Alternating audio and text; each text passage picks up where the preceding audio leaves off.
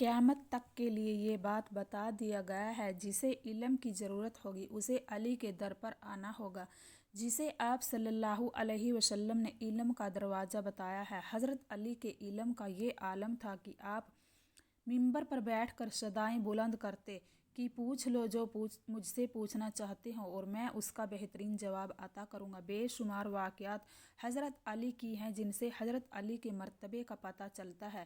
جب بہت مشکل سوال کا جواب چاہیے ہوتا ہے تو لوگ حضرت علی کے پاس آتے اور تسلی کے ساتھ جواب ملتا انہیں۔ دوستو، آج ہم حضرت علی کا ایسا واقعہ آپ کو بتانے والے ہیں جس سے آپ اندازہ لگا سکتے ہیں حضرت علی کے علم اور فضل کے بارے میں۔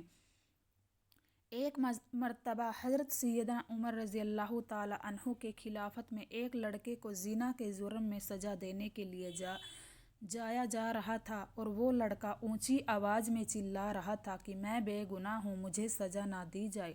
اسی بیچ حضرت علی رضی اللہ تعالیٰ عنہ کا وہاں سے گزر ہوا تو حضرت علی نے اس لڑکے کی پکار سن لی اور سن کر سرکاری خادموں کو رکنے کا حکم دیا اور لڑکے سے پوچھا کیا معاملہ ہے۔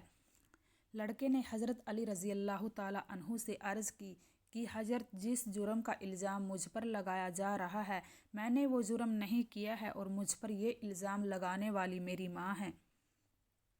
حضرت علی رضی اللہ تعالیٰ عنہ نے یہ سن کر سرکاری مظالموں کو وہیں روکا اور کہا کہ اس لڑکے کی سزا فی الحال روک دی جائے، میں اس کیس کو دوبارہ سنوں گا اور یہ لڑکا اگر گنہگار ہوا تب اسے سزا دینا۔ دوسرے دن حضرت علی رضی اللہ تعالیٰ نے عورت اور لڑکے کو عدالت میں طلب فرما دیا۔ حضرت علی نے الزام لگانے والی عورت سے پوچھا کہ کیا اس لڑکے نے تیرے ساتھ دست درازی کی ہے اور جرم کیا ہے جس پر تو نے اسے سزا کے لیے پیش کیا تھا؟ اس عورت نے اپنا سر ہلا کر ہاں میں جواب دیا۔ اس کے بعد حضرت علی نے اپنا رخ لڑکے کی جانب کیا اور اس سے پوچھا کہ یہ عورت تیری کیا لگتی ہے؟ اس لڑکے نے کہا یہ عورت میری ماں ہے، جس کے بعد اس عورت نے لڑکے کو اپنا بیٹا ماننے سے صاف انکار کر دیا۔ اس عورت کے انکار پر معاملہ گھمبیر ہو گیا۔ فیصلہ سننے کے لیے لوگوں کا بہت بڑا مجمع اکٹھا ہو چکا تھا۔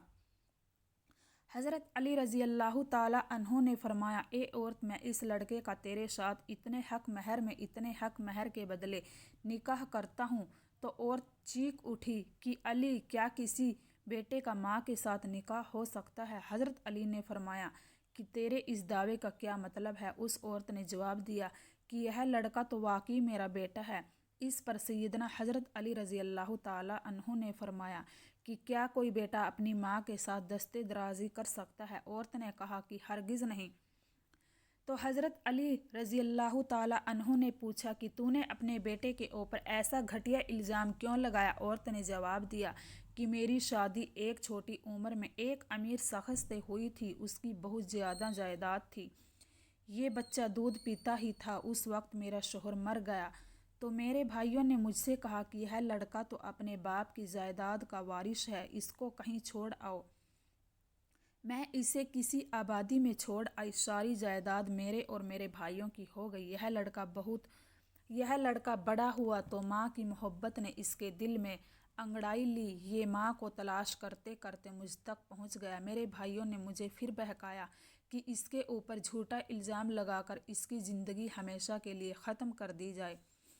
تو میں نے اپنے ہی بیٹے پر جھوٹا الزام اپنے بھائیوں کی باتوں میں آ کر لگا دیا اور دولت کی لالچ نے مجھے اندھا کر دیا، جبکہ حقیقت تو یہی ہے کہ یہ میرا بیٹا ہے اور اس معاملے میں بالکل بے گناہ ہے۔ جب اس واقعے کا علم امیر المومنین سیدنا عمر رضی اللہ تعالیٰ عنہ کو حضرت عمر رضی اللہ تعالیٰ عنہ نے فرمایا کہ آج علی نہ ہوتے تو عمر ہلاک ہو جاتا۔ دوستو، اس طرح حضرت علی رضی اللہ تعالیٰ عنہ نے اپنے ذہانت کے بل بوتے پر ایک پیچیدہ مسئلے کو حل کر دیا اور ایک بے گناہ کو سزا ملنے سے بچا لیا۔ السلام علیکم ورحمۃ اللہ وبرکاتہ۔